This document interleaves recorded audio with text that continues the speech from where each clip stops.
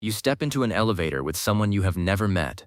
You both look up at the numbers above the door. Neither of you speaks. It feels normal. It feels like nothing. But the real reason you do this is far stranger than politeness. Your brain is not being polite. Your brain is running a threat assessment, and it has been running that same assessment for a very long time. Right now, somewhere in the center of your skull, a small almond-shaped structure called the amygdala is scanning the stranger's face. It is checking for signs of danger. It does this in under 200 milliseconds. That is faster than you can consciously decide to look away. By the time you feel awkward, your brain has already made a decision about whether this person is safe. Where does this come from? For most of human history, a stranger was not a minor social inconvenience. A stranger was a gamble. If you lived in a small foraging band 50,000 years ago, you likely knew everyone you would ever meet in your life.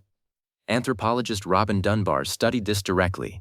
He found that human social groups, going back through our evolutionary history, naturally stabilize around 150 people. That number is now called Dunbar's number.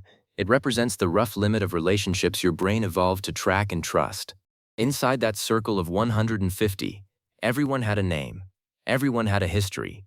You knew who shared meat fairly and who didn't. You knew who to trust with your children and who to avoid in the dark. Outside that circle, there was nothing.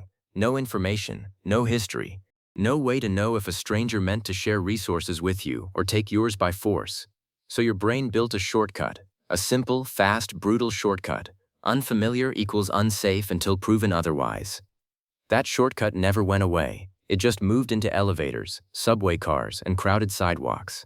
In the 1970s, psychologist Henri Tajfel ran a series of experiments that exposed just how fast this shortcut fires. He split strangers into groups based on something meaningless, like a coin flip, or a preference for one abstract painting over another. Within minutes, people started favoring members of their own random group. They rated strangers in their group as more trustworthy. They allocated more rewards to their group, even when there was no logical reason to do so. Tajfel called this minimal group behavior. The groups were arbitrary. The bias was not. This tells you something uncomfortable about your own mind. You do not need a real reason to favor your in-group over a stranger. Your brain invents a reason. It always has. So why don't you feel afraid every time you pass a stranger on the street? Because your brain has a second system running alongside the threat detector, and this one is just as old. It is built on connection, not suspicion. Neuroscientist Paul Zak spent years studying a hormone called oxytocin, sometimes nicknamed the trust molecule. When two people make eye contact, shake hands, or simply stand close together without conflict, oxytocin levels rise. This chemical doesn't erase your weariness towards strangers. It quietly negotiates with it. It tells your nervous system, this person is not attacking you. You can stand down, just a little. This is why a stranger holding a door for you feels disproportionately good. It is why a kind word from someone you'll never see again can change your whole afternoon. Your brain is not used to safe contact with the unfamiliar. When it happens, it registers as a small reward, a tiny chemical relief from a system built for caution. But here is the twist almost no one expects. The fear of strangers and the warmth toward strangers are not separate systems fighting each other. They are the same system, calibrated by one variable: proximity and predictability. In 1968, psychologists John Darley and Bibb Latané investigated something that seemed to contradict basic human decency. They studied why people are less likely to help someone in an emergency when more strangers are present. They called it the bystander effect. In their experiments, a person faking distress received help quickly when only one bystander was nearby, but when multiple strangers were present, helping behavior dropped sharply. Each person assumed someone else, some other stranger, would act first. This wasn't because people became colder in crowds. It was because, surrounded by unfamiliar faces, your brain diffuses responsibility. Strangers, in groups, don't multiply your sense of safety. They multiply your uncertainty about what role you're supposed to play. This is the real shape of the stranger effect. It is not simple fear. It is your brain trying to solve an ancient equation with modern variables it was never designed for. Who is safe? Who is responsible? Who do I belong to? And how do I know, fast, before it's too late to decide? Modern life floods that equation with more strangers in a single day than your ancestors would have encountered in years. You pass hundreds of unfamiliar faces on a single commute.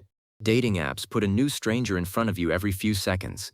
each one reduced to a photo and a few words, asking your ancient trust system to make a snap judgment with almost no information at all. Online, you argue with people whose faces you've never seen, whose names might not even be real, and your nervous system still tries to apply rules built for face-to-face tribes of 150. No wonder it feels exhausting sometimes. You are not weak, you are not antisocial. You are running prehistoric software in an environment it was never built to handle. There is something almost tender hidden inside all of this, though. Every time you make eye contact with a stranger and don't look away in fear, every time you say thank you to someone you'll never see again, every time you help someone you don't know, with nothing to gain, you are doing something your ancestors rarely had the chance to do safely. You are extending trust past the edge of the tribe. It costs your brain something to do that. It runs against 100,000 years of caution. But it is also, quietly, one of the most human things you can do. Every act of kindness toward a stranger is a small rebellion against an instinct built for a much smaller, much more dangerous world. So the next time you step into an elevator with someone you've never met, and you both look up at the numbers above the door in silence, notice what's actually happening underneath that silence. It isn't nothing. It isn't politeness. It's two ancient nervous systems, built for tribes of 150, quietly trying to decide, in under 200 milliseconds, whether the modern world is finally safe enough to trust.